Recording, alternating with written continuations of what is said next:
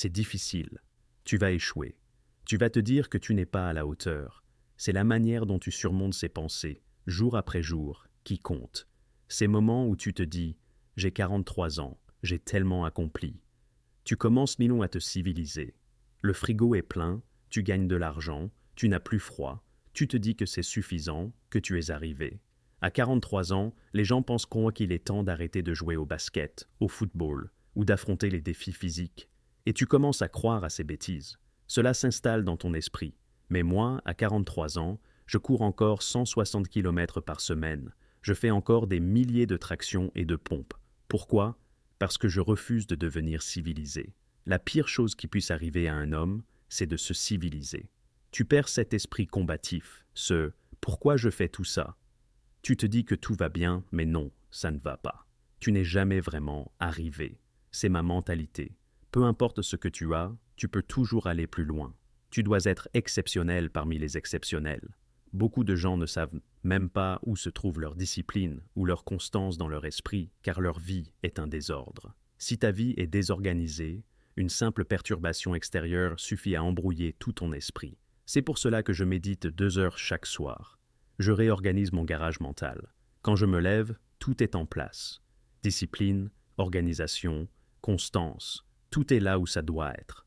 Je considère l'esprit comme une matière noire, un espace encore inexploré. Tout comme Stephen Hawking étudiait l'univers, moi, j'explore mon esprit. Beaucoup de gens se contentent de solutions faciles. Réveille-toi tôt, prends une douche froide. Tout ça, c'est de la poudre aux yeux. Si ton garage mental est encombré, rempli de vieilles affaires, de jouets, de désordre, tu ne peux rien y mettre de nouveau. C'est pareil pour l'esprit. Si ton esprit est plein de distractions, il n'y a pas de place pour la discipline ou la constance. Les gens essaient, mais après 1 ou 2 fois, leur esprit les rattrape. C'est comme un disjoncteur surchargé qui finit par sauter. Je parle souvent de l'importance de faire le vide dans ton esprit pour que la discipline et la constance puissent s'installer durablement. Cela signifie affronter ces obstacles mentaux profonds, cette matière noire qui t'empêche d'avancer. Quand j'étais à l'école, je me souviens qu'on voulait me mettre dans une classe spécialisée. J'étais tellement en retard dans mes apprentissages qu'on pensait que je ne pourrais jamais m'en sortir.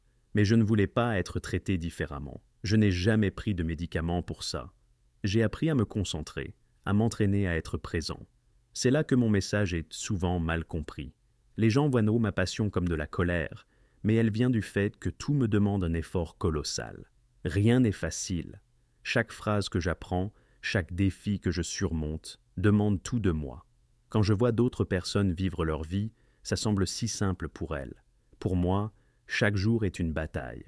Pour être là où je suis aujourd'hui, il m'a fallu absolument tout donner. Alors, quand j'en parle et que je me lance, tu verras la passion monter, l'intensité augmenter, parce que je revis ces moments. Je fais ce que je fais chaque jour pour devenir la personne que je veux être.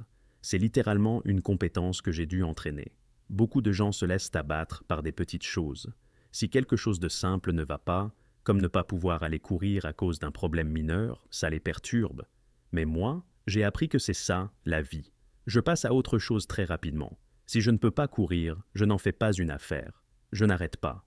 Je vais nager, je vais retourner à l'université, je vais trouver autre chose. Ce n'est pas toute ma vie. Je sais à quel point la vie peut te prendre des choses en un instant. C'est pourquoi je prépare toujours mon esprit pour le prochain chapitre. J'appelle ça le préchargement. Quand j'étais jeune, je pensais que je ne valais rien. Je me disais que je ne pouvais pas faire certaines choses. Mais le jour où j'ai réalisé que je pouvais accomplir énormément de choses, si je me bougeais, j'ai commencé à me motiver.